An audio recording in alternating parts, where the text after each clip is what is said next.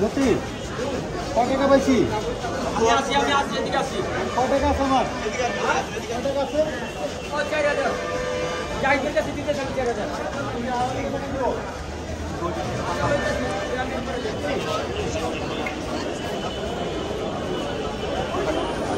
বাহির দিতে ভিতরে দিলাম। টেবিল আছে টেবিল আছে টেবিল আছে দেখেন টেবিল আছে দেখেন রেখে দেন ভাই প্লিজ।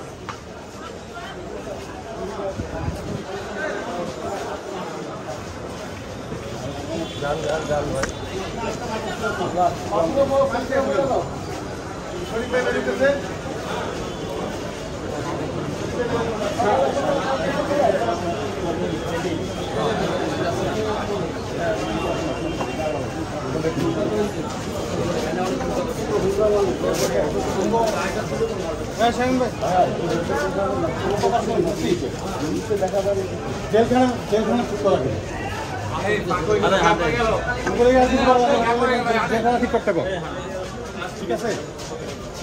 এটি একটা ইটালিয়ান নাগরিক হত্যার আলোচিত মামলা। এটি বিগত আওয়ামী সরকার আমলে এই ঘটনাটি সংঘটিত হয়েছিল এবং মামলাটা দায়ের হয়েছিল। মামলা দায়েরের প্রেক্ষিতে এই মামলায় মোট 7 জন আসামির নামে এজাহার দায়ের করা হয়। শুরুতেই একজন আসামি পলাতক ছিল, বাকি 6 জন আসামি।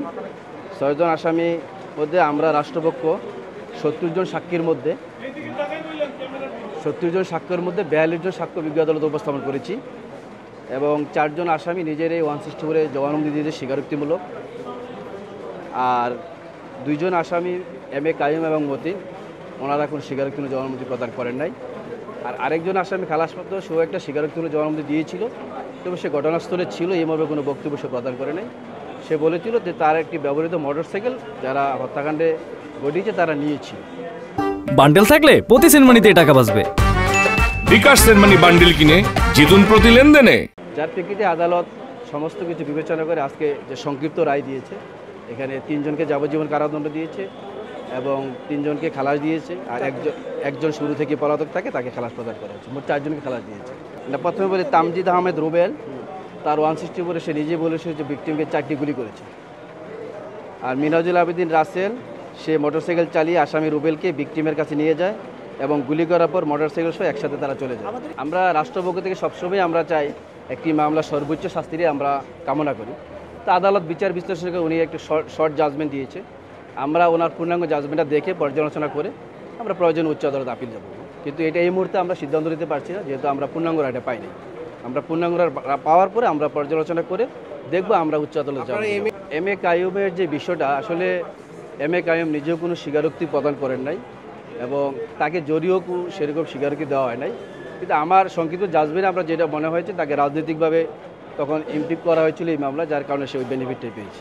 এই মামলায় আমরা এই যে 3 জনকে যে যাবজ্জীবন এবং অর্থদণ্ড দিয়েছে, সেজন্যে আমরা আসামি পক্ষে খুবই অসন্তুষ্ট। তার 3-4টা কারণ হলো 42 জন সাক্ষী যে প্রসিকিউশন উপস্থাপন করেছে, এই সাক্ষীরা কেউই এই আসামিদেরকে শনাক্ত করতে পারে নাই কোনো সময়ই।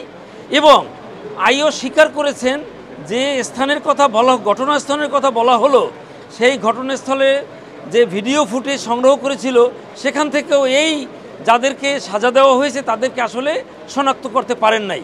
এম.এ. কাইয়ুম যে বিএনপির একজন নেতা এবং বাড্ডার কমিশনার ছিলেন, তাকে এই মামলায় জড়িত করেছে বিএনপিকে একটা কালার দেওয়ার কারণেই। এবং আপনারা দেখবেন মহানগরের উত্তরের সাবেক সভাপতি ছিলেন এবং আপনারা দেখবেন ম্যাডাম খালেদা জিয়াও বেশ কয়েকবার বক্তব্যে বলেছেন এই কথা। নাম্বার 2, ওই সময়কার তদন্তকালীন ঘটনার পরপরই যে বেনজির আহমেদ, যিনি র্যাবের ডাইরেক্টর জেনারেল ছিলেন, তিনি সাংবাদিক সম্মেলন করে বলেছেন যে এই তাবেল্লা সিজার হত্যাকাণ্ড অন্য কেউ সংগঠিত করেছে, যে 19টা আরও ঘটনার সঙ্গে। অতএব তাদেরকে এই 3 জনকে সাজা দেওয়া আমার মতে মোটেই সমীচীন হয় নাই, আইনানুগ হয় নাই এবং এই জন্যে আমরা উচ্চ আদালতে আপিল করব।